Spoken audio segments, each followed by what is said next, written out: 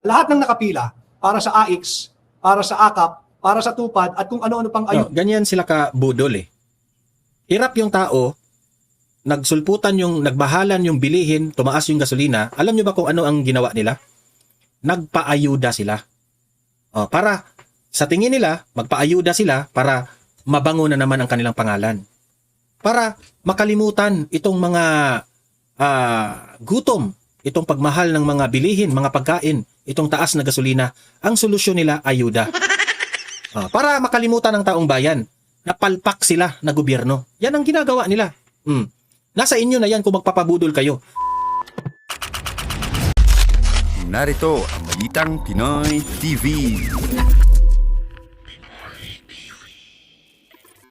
Wala pa ring pagbabago.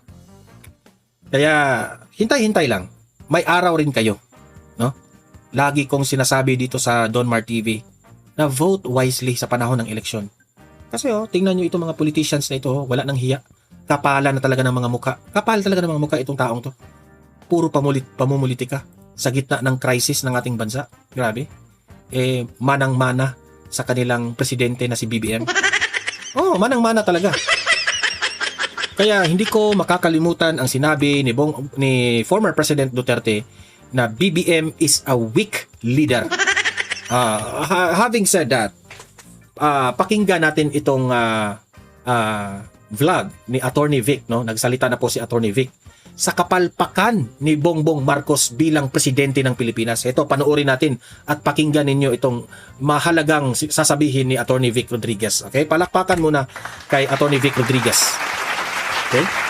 Ito, ipapakita ko ang balita na ito. Pero like and share muna, guys. Like and share at subscribe sa mga hindi pa nakasubscribe sa akin. Ito, panoorin ninyo itong video na ito patungkol dito sa balita na ito. Attorney Vic, pasok. Epic failure, an epic failure of leadership. Ano ba ibig sabihin ng epic failure of leadership? Ang epic failure of leadership, ang katangian po nito, isang lideratong merong fixed mindset. Akmang-akma kay Bongbong Marcos at sa kanyang administrasyon. Fixed mindset. May fixed mindset sila, fixated sila, kanino? Sa tatak Duterte. Di ba? Tama si Attorney Vic. Ang Marcos administration na ito, instead na magtrabaho, paunlarin ang bansa sa kahirapan, sa tumataas na gasolina, nakafix yung utak nila kung papaano nila ibabagsak ang Duterte. Kasi hindi nila matatanggap na bagsak na ang kanilang mga pangalan at tumataas ang pangalan ng mga Duterte. Kaya busy itong administrasyon na ito kung papaano nila sisiraan ang mga Duterte. Pakasiraan, si Tatay Digong, si President Rodrigo Roa Duterte, pakasiraan, yurakan ng pagkatao ni Vice President Inday Sara, at ganun din ang buong Duterte, si Mayor Baste at si Congressman Paulo Pulong Duterte. Yan po yung katangian ng isang administrasyon, tao na mayroong epic failure of leadership. Nandiyan din yung katangiang poor emotional intelligence. Yung disconnected sa araw-araw na nangyayari. Yung wala pong pakialam, wala pong malasakit, wala po siyang puso sa kanyang mga pinagsisilbihan kung nagsisilbi man siya. Yung pong arrogant o yung arrogante, yung mayabang, kita naman ninyo, wala siyang pakialam sa ating mga overseas Filipino workers. Nang tinanong yung lukaret sa palasyo, bakit tila walang pakialam si Bongbong Marcos sa kapakanan ng ating mga overseas Filipino workers, busy daw siya sa maraming bagay. Saan? Sa party, sa konsyerto, sa Malacanang. Di ba? Party-party, concert-concert, samantalang tayo lugmok sa kahirapan. Grabe, walang hiya ang Malacanang. Si First Lady Liza Araneta Marcos, walang hiya. Alam niya na naghihirap ang taong bayan. Alam niya na maraming mga Pilipino ang walang kain na 3 beses sa isang araw. Wala ngang kain siguro kahit isang beses lang. Pero anong ginagawa nila? Nilulustay nila ang pera ng taong bayan dito sa party-party, mga invited guest nila dyan sa Malacanang, at ang mga marangyang masasarap na mga pagkain. Walang mga delikadesa mga taong yan Sa pagbabiyahe ng hindi naman kinakailangan, recently, dyan sa New York. Di ba? Pumunta si Liza sa New York. Yan, sayang-saya nila. Ginamit ang pera ng bayan. Di ba? At lack of it's too big part to sila. Strategic planning. I like to remind all of you that we are now on the 17th day or the 3rd week. Middle na po tayo ng 3rd week nitong gera na inilunsad ng United States of America at Israel laban sa Iran. Wala pa rin pong malinaw at na strategy at strategic planning na ipinamamalas, ipinadadama itong si Bongbong Marcos Jr. Kasi wala siyang alam. Attorney Vic, diba? Alam mo yan. Sabi ni VP Sara yan, si Bongbong Marcos, walang alam sa pagiging presidente. Absent pa rin ho siya. Bagamat nag-iikot sa palengke, nakatingin doon sa presyo ng bigas, hindi naman bababa yung halaga ng bigas kahit titigan niya maghapon yan, while he is physically present para po magkaroon lamang ng political optics that he is busy and attending to the needs of the government. Pabisi-bisi yung tao. Kahit walang ginagawa, mag-video yan na parang, busy ako. And the Filipino people, hindi po siya talaga nagtatrabaho. Absent pa rin si Bongbong Marcos, absent-minded, wala pong malinaw na direksyon. At ganoon din, hindi po siya makapag-adapt sa pagbabago. At napapatunayan natin yan sa kanyang toxic o nakakalason na uri ng pamamalakad at politika. Sira dito, sira doon, kurakot dito. Kung ma-observe ninyo kung meron silang palpak na trabaho, itong administrasyon na ito, isinisisi nila kay Duterte. Yan ang trabaho nila. Dyan. At nakikita naman natin, stagnant ang ating ekonomiya. Patunay, third quarter and fourth quarter, bumaba ang ating GDP. Grabe. And I believe itong third quarter will not be different from the third and fourth quarter performance of our economy noong 2025. Kaya ang resulta, bangkarote ang organisasyon. It just so happened, ang naging bangkarote rito, ang organisasyon ay ang Republika ng Pilipinas. Yeah. Hindi lamang po natin ito nasasaksihan, kung hindi lamang tayo basta saksi o witness po dito sa... Hindi lang tayo saksi, hindi lang tayo witness kasi ramdam natin ang kahirapan dito sa bangag na leader na ito. Ramdam natin! Ganapan na epic failure of leadership ni Bongbong Marcos.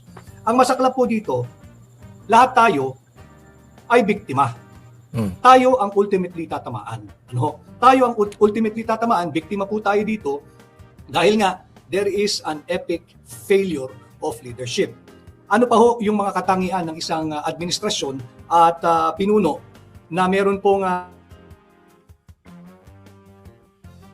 parang nawala ano po yung katangian? Yung po yung hindi pinapansin, yung kanyang pinamumunuan, yung hindi wala siyang pakialam. Wala siyang pakialam sa kapakanan ng ating mga overseas Filipino workers at ganun kaya galit yung mga OFW sa kanya. din. Bakit ano ito? Wala siyang pakialam, pinabayaan niya ang future planning. Ano ibig sabihin ng lack of strategic planning? Alam mo ninyo, nung si Bongbong ay naging Pangulo noong June 30, 2022, tayo po ay nasa pandemya pa. At kung meron sana siyang foresight, at hindi pinabayaan o hindi nagkaroon ng neglect of future planning, hindi ho dapat tayo reactive sa mga nangyayaring ganito sa mundo ngayon. Hindi po siya naghanda at hindi rin siya natuto doon sa lesson na ating natutunan sa COVID. Ano po yan? Yung ensuring, yung supply ng ating mga pangunahing pangangailangan. Ngayon, andyan yan, nakikita natin, napakataas na po ng presyo ng kada litro ng gas, ng diesel, ng kerosene. Just this week alone, ang itinaas po sa diesel ay halagang 20 pesos hanggang 23 pesos and 90 centavos. Nararamdaman niyo po yun? Wala, si BBM walang ginawa dyan. Wala siyang ginawa dyan. Nagre-report lang siya. Ay nako. Ako po yun, nasaksihan ko po yung haba ng pila ng Monday evening pagkagaling ko po sa airport from Davao City. Dahil nga po this week, nakikita natin, nararamdaman natin, iniinda natin, 20 pesos to 23 pesos and 90 centavos ang inangat ng diesel. Ang gasolina ho, 13 pesos to 16 pesos and 60 centavos just this week alone. Hindi pa ho kasama yung last week. At sa kerosene, 6 pesos and 90 centavos to 8 pesos and 90 centavos. Napakataas po nito. And yet, relax lang si Bongbong Marcos. Ang kanya, normal daw itong mga sitwasyon natin. Normal pa daw ang ating pinagdadaanan at wala daw po tayong dapat ipangamba. Alam mo ninyo, hindi na po ito normal. The world is already under a severe oil crisis brought about by the unwarranted attack of US and Israel laban sa bansang Iran. No? The world is under oil crisis. Ang nangyayari po sa pandaigdigang ekonomiya at usapin ng pandaigdigang kapayapaan, hindi na po ito normal. Let me just debunk yung political optics ni Bongbong Marcos na normal pa raw ang sitwasyon. Kayo, aking mga mahal na kababayan, mga mahal kong Pilipino, maituturing nyo bang normal ang nangyayari ngayon, yung kaliwat kanan, sunod-sunod na pagtaas ng presyo ng gasolina, diesel at kerosene? Paano mo masasabing normal? Abnormal po ang ating panahon. And unfortunately, there is an epic failure of leadership. Bongbong Marcos, absent. Absent pa rin ho siya eh. He is trying his best na magkaroon ng political optics na nagtatrabaho ko nakatingin doon sa presyo at sako ng mga bigas sa palengke, nag-iikot. Wala pong meaning yun sa mga ordinaryong tao na katulad ng... Kasi may picture na kumakalat na pinuntahan niya yung palengke. Alam nyo na nga na nagmahala na yung bilihin. Alam nyo na nga na ang sobrang mahal na ng gasolina. Pumunta siya ng palengke. Anong solusyon ang ginawa mo, BBM? Pupunta ka doon, tapos mag-inspect ka doon. Yun ba ang solusyon mo? O pakitang tao lang? Para ipakita sa taong bayan na nagtatrabaho ko, no? Diba? Puro ka propaganda eh. Atin na magkakasama po ngayon sa live. Si Daniel Long, present din sa live. Maraming salamat, Daniel Long. At very soon ay magsasama po kami ni Daniel Long dito sa ating programa. Abangan po nyo yan. Ini-schedule lamang ni Miss Pam ng third floor studio. So meron pong epic failure of leadership. Everything is normal. Sabi ni Bongbong Marcos, inilathala po yan ng Manila Bulletin. Ano ang normal? Ang kaliwat ka ng pagnanakaw ba ninyo sa kaban ng bayan ay normal? Itong tugon, alam mo ninyo, pag-usapan natin yung very elementary student council, ang nagiging tugon. Ano po iyan? Hindi ba? Namigay sila, limitado, yung mga tricycle drivers muna dito sa Metro Manila, mga pili or selected Tricycle Drivers and Operators Association dito sa Metro Manila, binigyan ng tig 5,000 assistance. Yung 5,000, tanggapin po nyo yan. Alam ko ang mindset din ho ninyo. Salamat, tinatanggap ninyo. Pera nyo po yan. Pero yan 5,000 pong yan is too little, too late. Bakit? Yung 5,000 ibinigay kahapon at nung isang araw, yan po ay naiutang na, nai-advance na ng ating mga kababayang driver ng public transport, tricycle, ng jeep, ng bus, at ng kung ano-ano pa. Too little, too late. Pero kunin pa rin ho ninyo. Dahil pera nyo po yan eh. At huwag ho kayo magpapasalamat kay Bongbong Marcos. Kagaya ng nangyari sa Caloocan. Kunin nyo yung mga ayuda ninyo. Pero nainsulto sila kasi sumigaw yung taong Duterte. Duterte, patay tayo siya. Dahil hindi niya po pera yan, pera niya po yan. Too little. Why? 5,000, confined pa lang sa Metro Manila. Yung atin mga kababayan sa probinsya na nandito po ngayon sa live, hindi ho ba kayo apektado ng pagtaas ng gasolina, diesel at kerosene dyan sa inyong lugar? Bakit Metro Manila lang? Ang tugon daw po ng DSWD, unahin lang daw po at isusunod yung probinsya. Alam mo niyo yung kasabihan natin mga Pilipino, aanhin pa ang damo kung patay na ang kabayo. Late na po ito. Maliit na halaga, very, very, very late pa. Yung 5,000 piso, kailan ninyo ipamimigay sa probinsya? Next week or 2 weeks from today? Magkano na ang halaga ng kada litro ng gasolina, diesel at kerosene by the time na abutin ninyo yung mga kababayan nating higit na nangangailangan ngayon sa probinsya? Kaya po itong 5,000 pesos na assistance po nito, hindi po sapat ito. This is too little, too late.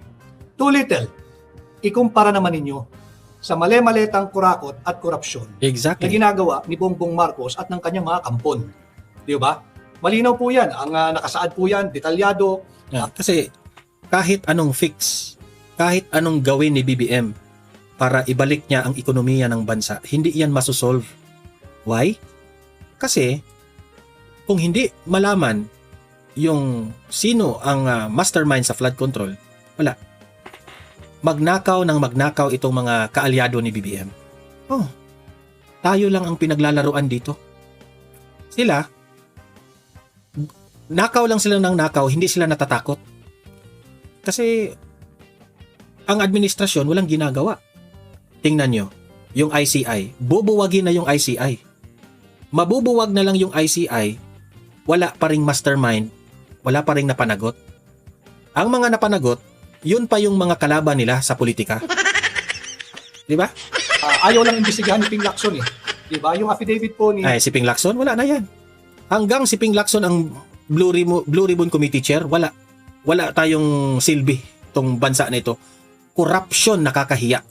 Robert Bernardo. Malinaw po dyan. Didiscuss din po natin ito mamaya.